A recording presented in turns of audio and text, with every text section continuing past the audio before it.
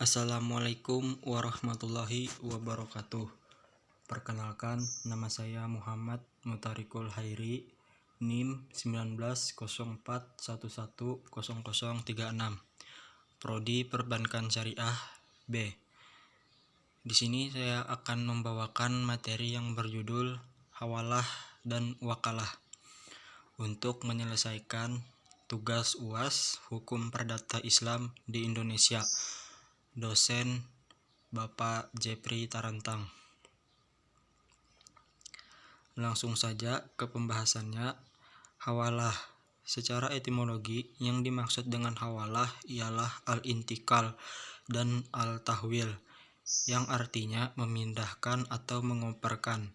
Sedangkan secara terminologi, pengertian hawalah adalah pengalihan utang dari orang yang berutang kepada orang lain yang wajib menanggungnya. Misalnya, A memberi pinjaman kepada B, sedangkan B masih mempunyai piutang kepada C. Begitu B tidak mampu membayar hutangnya pada A, ia lalu mengalihkan beban utang tersebut pada C. Dengan demikian, C yang harus membayar utang B kepada A, sedangkan C sebelumnya pada B dianggap sudah selesai. Dasar hukum hawalah yaitu ijma. Ulama sepakat membolehkan hawalah. Hawalah dibolehkan pada utang yang tidak berbentuk barang atau benda, karena hawalah adalah pemindahan utang. Oleh sebab itu, harus pada uang atau kewajiban finansial. Rukun dan syarat hawalah. Rukun hawalah ada 6. Yang pertama, muhil, yaitu orang yang memindahkan tanggungan hutangnya. Yang kedua, muhal alaih, yaitu pihak yang dibebani pemindahan tanggungan utang atau dibebani membayar hutang oleh muhil.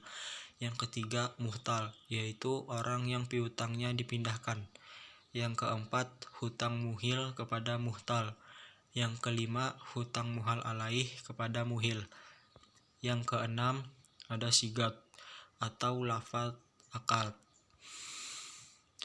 Syarat hawalah.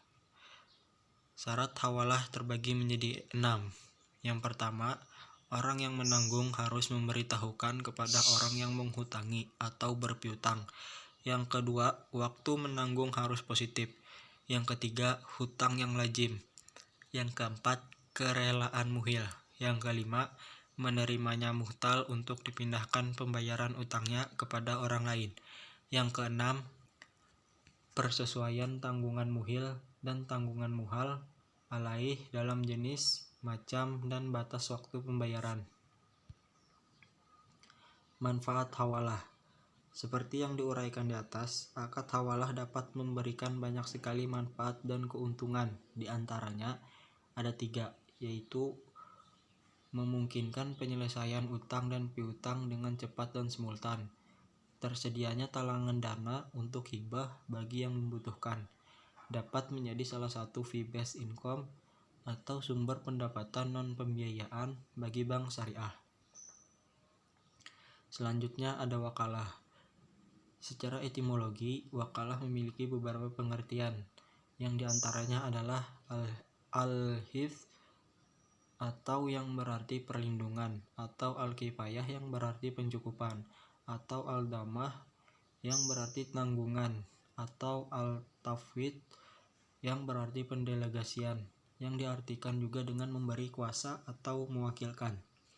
Sedangkan secara terminologi, wakalah berarti mewakilkan atau menyerahkan sesuatu pekerjaan atau urusan kepada orang lain agar bertindak atas nama orang yang mewakilkan dalam masalah dan waktu yang telah ditentukan.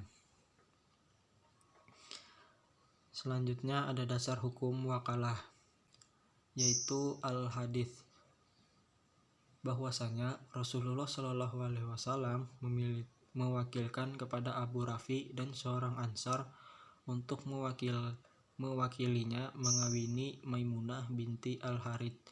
Malik nomor 678, Kitab Al-Muwatta, bab haji. Dalam kehidupan sehari-hari, Rasulullah telah mewakilkan kepada orang lain untuk berbagai urusan. Di antaranya adalah membayar hutang, mewakilkan penetapan had, dan membayarnya, mewakilkan pengurusan unta, membagi kandang hewan, dan lain-lain. Rukun dan syarat wakalah. Rukun wakalah terbagi menjadi 4. Yang pertama, muwakil, yaitu orang yang mewakilkan atau pemberi kuasa.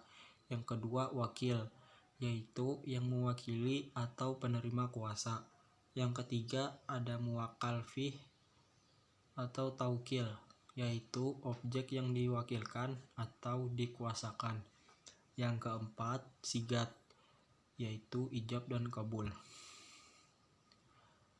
Syarat-syarat wakalah, yaitu orang yang mewakilkan ialah dia pemilik barang atau di bawah kekuasaannya dan dapat bertindak pada harta tersebut. Jika yang mewakilkan bukan pemilik atau pengampu, wakalah tersebut batal. Anak kecil yang dapat membedakan baik dan buruk dapat atau boleh mewakilkan tindakan-tindakan yang bermanfaat mahdah, seperti perwakilan untuk menerima hibah, sedekah, dan wasiat. Dan yang terakhir adalah berakhirnya wakalah apabila matinya salah seorang dari yang berakad, karena salah satu syarat sah akad adalah orang yang berakad masih hidup. Dan bila salah seorang yang berakad gila, karena syarat sah akad adalah salah satunya orang yang berakad mempunyai akal. Demikianlah pemaparan materi tentang hawalah dan wakalah. Apabila ada salah kata dari saya, mohon maaf. Wabillahi taufiq wal hidayah. Wassalamualaikum warahmatullahi wabarakatuh.